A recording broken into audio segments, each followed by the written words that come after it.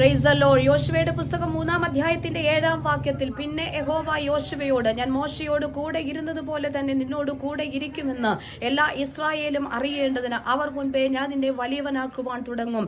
അതേ പ്രിയരെ, ദൈവം തന്റെ ദാസന്മാരെ ഉയർത്തുന്നവനാണ്. മോശയെ കർത്താവ് എങ്ങനെ നേതൃത്വം നൽകുവാൻ ശക്തിപ്പെടുത്തിയോ അതുപോലെ യോശുവയ്ക്കും ദൈവം അതേ സഹായവും മഹത്വവും വാഗ്ദാനം ചെയ്യുകയാണ്.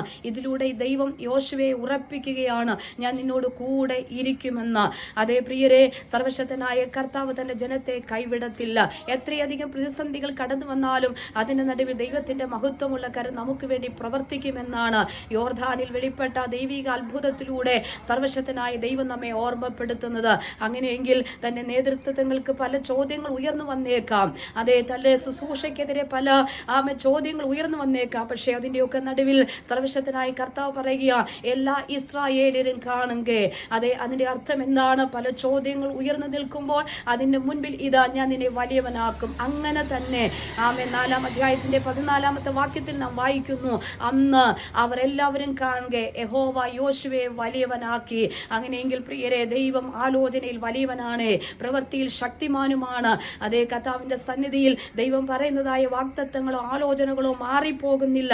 ദൈവം എന്ത് പറഞ്ഞുവോ അത് തന്നെ നമ്മുടെ ജീവിതത്തിൽ സംഭവിക്കും. ദൈവം നമ്മെ മാനിക്കും. അതേ, നമ്മുടെ ദേശത്ത് കർത്താവ് നമ്മെ വലിയവനാക്കും.